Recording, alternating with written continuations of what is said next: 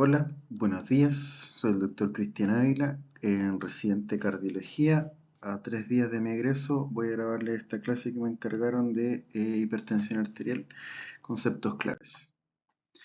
¿Por qué hay que hablar de hipertensión? Bueno, es la enfermedad más importante en términos de mortalidad cardiovascular y por todas las causas del mundo, es la más frecuente del mundo. Porque además el buen control de la enfermedad se ha demostrado que disminuye los eventos y los gastos en salud y también es importante tener claro por qué están fijados los objetivos en distintas poblaciones. La nueva evidencia que sale en las guías actuales 2024 europea, 2025 norteamericana, algo de eso vamos a hablar, y la recomendación del uso del mapa, el monitoreo ambulatorio de presión arterial y los subgrupos que de ahí nacen de acuerdo a esta nueva, no tan nueva herramienta diagnóstica y de seguimiento. De la epidemiología, nuestra realidad es la encuesta nacional de salud y como ustedes ven el gráfico, la principal prevalencia e incidencia de la enfermedad aparece entre los 45 y 64 años y si uno hace un promedio de esto se sitúa entre los 30 y 45 años donde empieza a aparecer la hipertensión esencial. Grupos menores parecen ser más raros y corresponder en gran parte a causas secundarias, sobre todo en edades pediátricas. Un poco de hablar de la definición de qué es la hipertensión, porque existen los límites entre normotensión e hipertensión, y si uno ve a las guías va al punto donde dice la definición, hablan de que el punto de corte entre estos dos conceptos es arbitrario, y saber que el daño endotelial asociado a la enfermedad misma y vascular es un continuo. Se ha visto incluso alteraciones histológicas de las arterias con presiones sistólicas por sobre 115 milímetros de mercurio. Entonces, hablar de puntos de corte es importante eh, por esto mismo, porque fijamos ciertos puntos de corte, para qué estamos previniendo, etcétera, y que lo vamos a comentar más adelante. Bueno, la hipertensión está englobada dentro de algo que es el riesgo cardiovascular, porque yo trato la hipertensión primero por ser una enfermedad y segundo porque estoy tratando de disminuir el riesgo cardiovascular de eventos cardiovasculares, ¿cierto? Em, Ese es mi primer objetivo dentro de la hipertensión. Segundo, ya una vez diagnosticada, definir si tiene alguna etiología reversible, ya sea por historia clínica, examen físico y algunos exámenes adicionales que voy a hacer. Seguido de esto, definir el riesgo cardiovascular que tiene el paciente y en base a eso y a la estrategia voy a definir una estrategia de tratamiento más o menos agresiva y estimar de forma clínica y con exámenes complementarios el daño de órgano blanco y tener claro a qué se refiere el daño de órgano blanco también, ¿cierto? El screening para hipertensión, los puntos de corte, acá dice, bueno, si tenemos la presión en estos rangos, uno sabe que sobre 180 con 110, uno debe evaluar si es que existe o no una emergencia hipertensiva. Y de ahí los diagnósticos que subyacen a aquello. Si la presión está en rangos intermedios, pero elevados, 160 con 100, 179, 109, eh, es casi diagnóstico de la enfermedad y se recomienda con monitoreo ambulatorio o del hogar el diagnóstico. Y sobre 140-90, que es lo que todos manejamos, el diagnóstico, bueno, está bien establecido. Más adelante voy a hablar de los comparativos entre los distintos métodos de diagnóstico. Y cuando está elevada, entre 120 y 139 sistólica, 70-89 diastólica, se recomienda considerar el riesgo cardiovascular según la nueva clasificación que existe hoy en estas guías, que es el SCORE-2, y de ahí ver si es mayor o menor al 10%. Con eso considerar lo diagnóstico, aunque no esté sobre el punto de corte antes mencionado, que era 140-90 diastólico, ¿cierto? Y bueno, si está bajo 120/70, te dice que el screening, de acuerdo si es mayor o menor de 40 años, es cada 3 años o una vez al año. El diagnóstico depende, si es en consulta, 140/90, tiene que ser bajo ciertas condiciones que se las voy a mostrar en una figura más adelante y con al menos 3 mediciones aisladas en días distintos, ¿cierto? Y para el monitoreo ambulatorio de presión arterial son promedios. Los promedios diurnos son de 135/85, nocturnos 120/70 y de 24 horas 130/80. ¿Por qué esta diferencia con el monitoreo ambulatorio en consulta? Porque sí existe un fenómeno que se llama el fenómeno de bata blanca, que aparentemente después de los estudios que se hicieron con estas herramientas diagnósticas es lo que hace que la presión en consulta sea más alta que en ambulatorio cuando no hay un clínico frente al paciente cuando se mide la presión. Los puntos de cortes comparativos para hablar de hipertensión, bueno, acá están de acuerdo a los medidos en box, medidos en domicilio, promedios diarios, promedios de 24 horas del monitoreo ambulatorio de presión arterial y promedios nocturnos. Eh, los objetivos de presión arterial no han cambiado mucho. Sí mencionar las nuevas guías mayores de 85 años que también se benefician del control de la presión arterial, pero vamos a ver principalmente los grupos menores de 65 y de 65-80 años, donde el diagnóstico es 140/90 y se pregona buscar primer objetivo bajo 130/80 y segundo buscar la sistólica de entre 120 y 129 eh, para todos los grupos y para los mayores de 65 con un poco más de laxitud también, pero siempre si es posible lograr también 120, 129. Y para los mayores de 80 es un poco más laxo, la meta de 130 a 139. La diastólica, idealmente bajarla bajo 80, sobre todo si la sistólica ya está en rango y la diastólica está sobre 80, se aconseja buscar presiones bajo 80 de diastólica, pero mayor a 70. Y en adultos mayores, quizás esto, sobre todo mayores de 85, puede ser obviado por el fenómeno asociado a la rigidez vascular, que también se lo voy a comentar más adelante. En la mayoría de los grupos de riesgo, ya sea hipertensión grado 1, con alto riesgo cardiovascular, se recomienda el inicio de terapia farmacológica de forma inmediata, incluso los de riesgo intermedio. Solo los de bajo riesgo se considera dar terapia no farmacológica por 3 meses y revolver. Consideraciones en el manejo de la presión arterial que uno no siempre tiene en cuenta que la frecuencia cardíaca mayor a 80 latidos por minuto y la presión de pulso mayor a 55-60 se asocia a un aumento de los eventos cardiovasculares. Entonces son cosas que uno debe tener en cuenta al momento de considerar metas de presión arterial o considerar como factores, porque las metas están bien fijadas de acuerdo a la sistólica y a la diastólica, pero son cosas adicionales, ¿cierto? Acá hay un fenómeno que uno habla de la hipertensión en jóvenes y la hipertensión en ancianos que tienen perfiles vasculares distintos. Con la edad, las arterias se ponen más rígidas y como ven en la figura en verde, con las flechas en verde, cuando está el sístole, la aorta se distiende y refleja una onda sobre la arteria en diástole y eso le da, como ven el flujo al final, un comportamiento dicroto.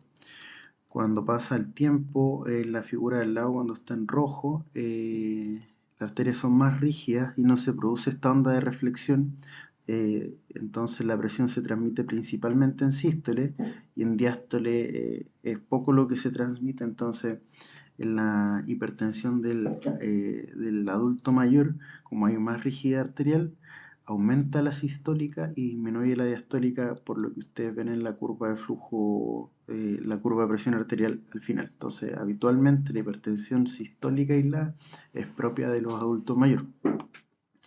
Y en jóvenes, cuando aparece la hipertensión, Habitualmente un gran grupo está asociado a hiperadrenergia y esa hiperadrenergia se refleja principalmente en aumento de la frecuencia cardíaca. La frecuencia cardíaca aumenta el gasto cardíaco por ende y esto aumenta principalmente la diástole. Entonces la hipertensión en jóvenes es principalmente una hipertensión diastólica aislada.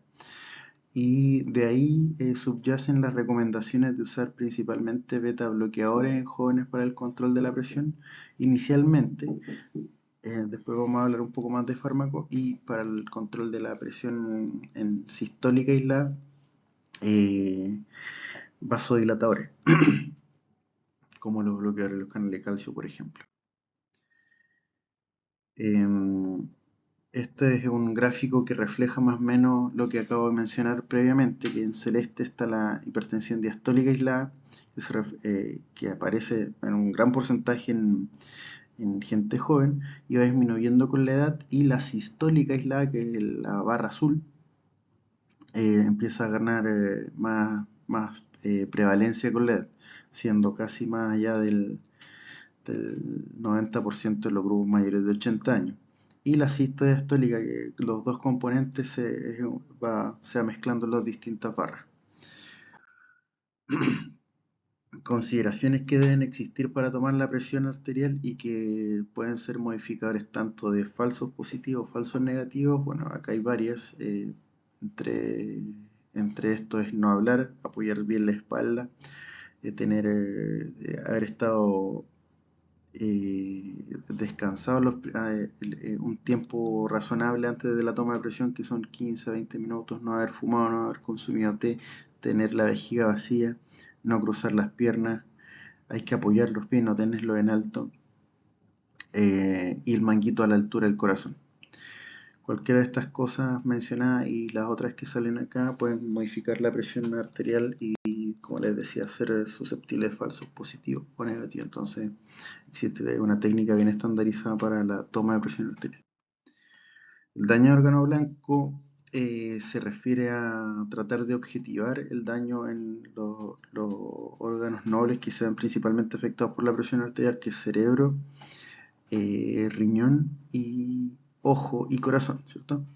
Entonces, ¿cómo yo objetivo eso? Bueno, en el electrocardiograma, un ecocardiograma, en un fondo de ojo, parámetros de función renal de sangre, y desde el punto de vista neurológico no se recomienda hacer neuroimagen y es solamente hacer screening de ese deterioro cognitivo o síntomas de demencia. Y para la enfermedad arterial oclusiva, bueno, existe el índice de tobillo-brazo, basado en síntomas principalmente. Perdón.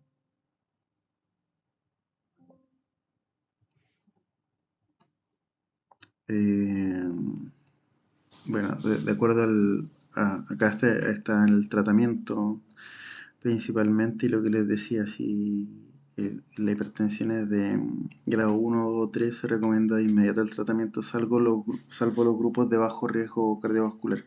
Lo mismo se repite en la guía actual, incluso los de riesgo moderado.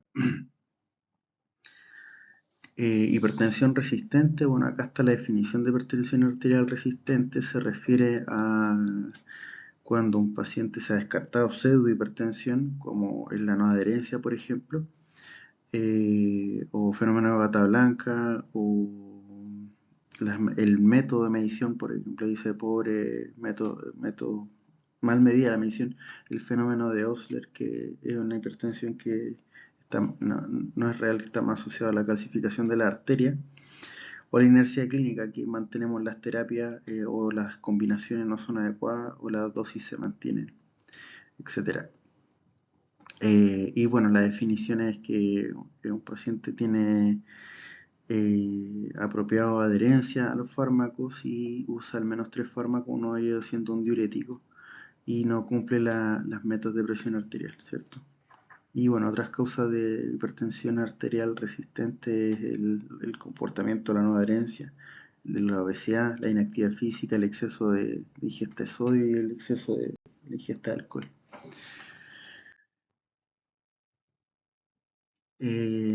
Hipertensión secundaria, que no es lo mismo que hipertensión arterial resistente, se refiere a las causas que son una enfermedad subyacente que se manifiesta, una de sus manifestaciones con hipertensión, y que el corregir esta causa corrige la hipertensión si es corregida a tiempo, dado que si un paciente persiste con una enfermedad que le genera hipertensión más allá de 5 o 10 años, probablemente el corregir esa causa no corrija la hipertensión, sino que disminuya la cantidad de drogas solamente para, para el control de la enfermedad, dado que la hipertensión per se genera un daño endotelial persistente que puede en algún punto ser irreversible y manifestarse como hipertensión eh, más alta en cuanto a los valores.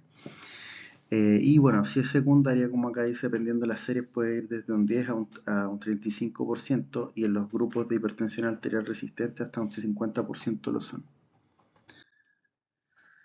Eh, Causa de hipertensión arterial secundaria, creo que recuerden tres principalmente que son las más frecuentes, que es el hiperaldosteronismo primario lejos, la hipertensión renovascular que se da en pacientes vasculópatas principalmente, con antecedentes cardiovasculares de evento, etc., que es una hipertensión que puede estar diagnosticada hace varios años y que en el tiempo se volvió refractaria a tratamiento, o que debutó con falla renal progresiva o con edema flash, etc. Y el otro que me interesa que también tengan en mente, que es la apnea obstructiva del sueño. Más de un 70%, 80% de los pacientes con apnea obstructiva del sueño tienen hipertensión.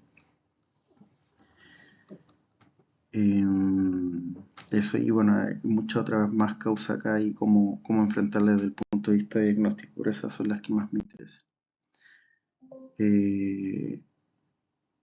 Bueno, acá un esquema de entre qué edades se presentan la hipertensión renovascular, como ya les mencionaba, una falla renal progresiva, que tenga edema pulmonar flash, que tenga soplos, tinito, etcétera, como ya les he mencionado. Y bueno, el manejo depende si es bilateral o unilateral, para ver si se maneja con stent, de acuerdo al grado de obstrucción de la arteria también. La apnea obstructiva del sueño, principalmente gente obesa con un fenotipo característico, con unas manifestaciones características también, con hipersomnolencia diurna, y, y ronquidos, apnea durante el sueño, etc. Obesidad asociada también, estos pacientes desarrollan fibrilación auricular, y en el monitoreo ambulatorio de presión arterial característicamente tienen ausencia de dip nocturno o dip nocturno inverso. Bueno, el diagnóstico es con polisomnografía, y el tratamiento se basa primero en la baja de peso, el CPAP y algunas intervenciones de avance mandibular que tienen algún grado de efectividad. El tratamiento, bueno, principalmente se divide en dos, no farmacológico y farmacológico. En términos de la ingesta de sal, saber que la ingesta de sal en la población chilena, el 77% viene en los alimentos que vienen procesados y preparados, el 12% de fuentes naturales, y lo que uno le agrega al comer o al cocinar es no más allá del 6 y 5% respectivamente. Entonces, es una mirada un poco a la ingesta de los alimentos preparados, que es poco lo que uno puede hacer en enlatados y procesados, pero sí en los alimentos más de origen natural, ahí uno puede incidir mucho más en el grado de ingesta de sal. ¿Y por qué pongo este mensaje menos sodio más potasio? Porque hay una recomendación en base a evidencia que si nuestra dieta asociada a mayor ingesta de potasio, se produce algún grado bajo de presión y mayor natriuresia asociado a esto también. Y eso puede ser tanto como en los alimentos ricos en potasio, o como en estas sales que tienen estas biosal, que tienen más potasio que sodio.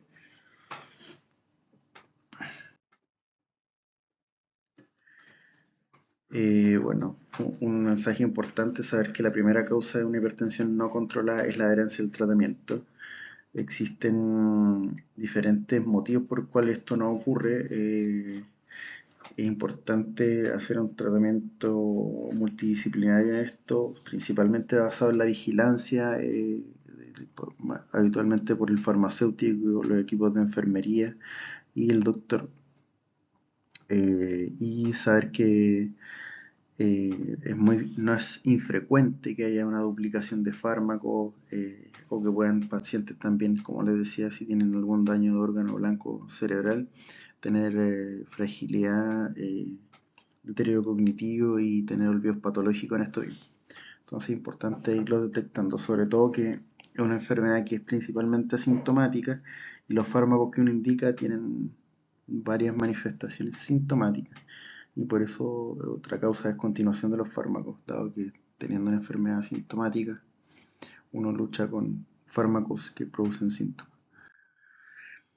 Ya les di la definición de hipertensión arterial resistente, solamente como mensaje descartar la pseudoresistencia que ya estaba mencionada en diapositivas previas. De los tratamientos farmacológicos no voy a hablar mucho porque está bien descrita la estrategia HART, las familias que uno tiene que usar inicialmente, que son YECA o ARA2, después seguir con un diurético o un bloqueador de los canales de calcio, y en tercera instancia agregar cualquiera de estos dos que no se haya agregado, o diurético o bloqueador de los canales de calcio, y ahí considerarlo resistente. Considerar que la adherencia a más fármacos más falla en la adherencia. Si uno usa 3 fármacos, consideren que el 50% no adhiere a esos 3 fármacos. Y como recomendaciones personales, quería comentarles que eh, la confianza entre el tratante y el paciente es importante. Si el paciente no confía en usted, por mucho que le indiquen la mejor terapia para él, para su condición actual, no va a adherir. Hay que buscar metas realistas, saber que la medicina tiene límites, que no es magia. Es decir, si yo estoy tratando una hipertensión que tengo una adherencia espectacular con 2 fármacos y tengo 140 con 80, uno debe perseguir la meta, pero tiene que ser realista. O sea, si el paciente con el tercer fármaco se vuelve sintomático, con el diurético no le gusta tomárselo porque no duerme bien, orina todo el día, no alcanza a llegar al baño, eh, es preferible que se tome los 2 fármacos a que abandone toda la terapia. Eso, y nada, todo esto es un conjunto de, como aquí sale, educación, educación, educación, transmitir bien de qué va la enfermedad, cuáles son las complicaciones asociadas y en qué se basa el control. Otra recomendación, saber que en cada ajuste de terapia buscar las RAM propias de cada fármaco y el efecto de bajar la presión también, porque bajar la presión de forma muy violenta también puede provocar síntomas y secundariamente ser un factor de no adherencia al fármaco. Y también saber que los fármacos, aunque sea el mismo fármaco, la bioequivalencia puede cambiar en las diferentes marcas y haber una variabilidad en la dosis que puede ser otro factor de no control de la hipertensión. La tolerancia a los fármacos es gradual, es partir con dosis baja y titularlo como recomiendan las guías cada 2-3 semanas, incluso más, eso, juicio clínico asociado a eso. Y si no lo tolera a pesar de todo lo que uno intentó, bueno, no insistir, ser realista como les decía y buscar otra estrategia, otros fármacos, etcétera. Recordar que en el adulto mayor, como también recomiendan las guías, y siempre buscar hipotensión ortostática, muy frecuentemente asociado, y varios fármacos de los que uno usa como terapia pueden provocar hipotensión ortostática. Espero les haya gustado este resumen, es bien acotado y habla, como les decía, de puntos clave en el manejo de la hipertensión arterial.